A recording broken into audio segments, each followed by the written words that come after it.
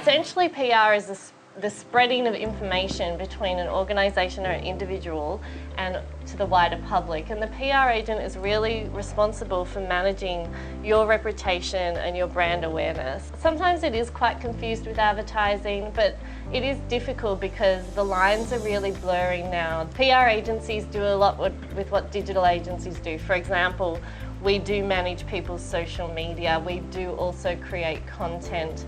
We do also engage with digital influencers and pay them to promote our clients. The lines are really blurring between digital agencies, PR agencies and advertising agencies. I still do have from time to time clients who will say that they don't feel that their PR was successful unless they're on TV. But in many cases, you can't do this because blogs are getting a larger reach in some cases than print media. So if you do get an article online, even if it's in a niche title, it still can be fantastic for you and can really get you the coverage that you want.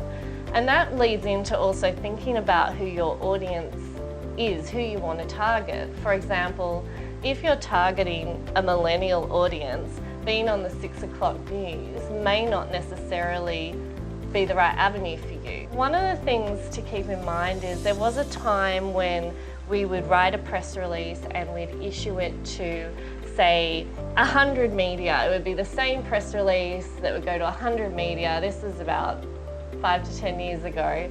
And we would tick that box and we would get some press and that would be a successful exercise.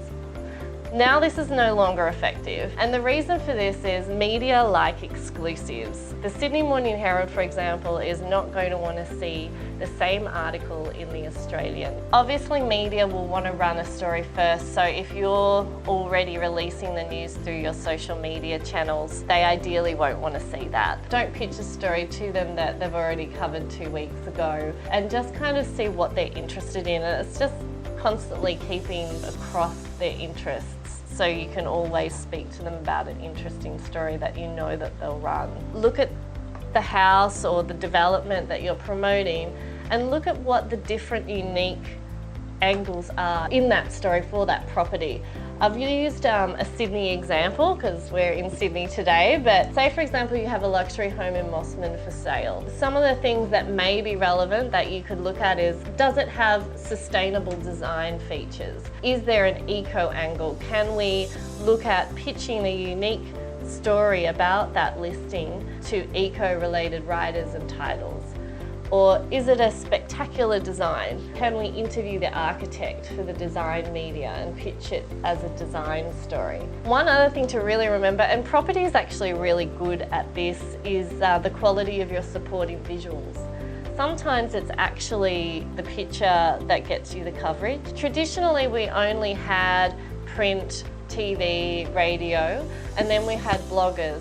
But now we've got digital influencers that we can harness their power and also get them to not only amplify our content, but also create it for us as well. What I would recommend you do is get on Instagram and have a look at who are the digital influencers in your space, in interiors, property, for example, and just follow and observe them. See what brands they're working with, see what they're promoting, and how you can use some of these people down the track. And also I think what's really important when promoting property is look at what's trending.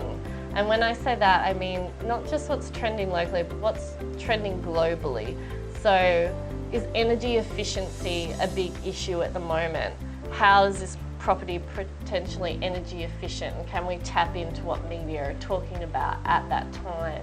Rooftop gardens are a thing, or I know I've promoted a lot of having edible gardens or vegetable patches and cooking at home kind of thing. That works very well, and a lot of the articles I've done on rooftop gardens have given international comparisons in New York. It's really important to realise that profiles do take time to develop. There's no overnight fame. It's like any good career, it takes time, and even a really great PR agent can't make you an overnight success. It just is about consistency and constantly putting the same message out over and over again until you start establishing your name and reputation in the media.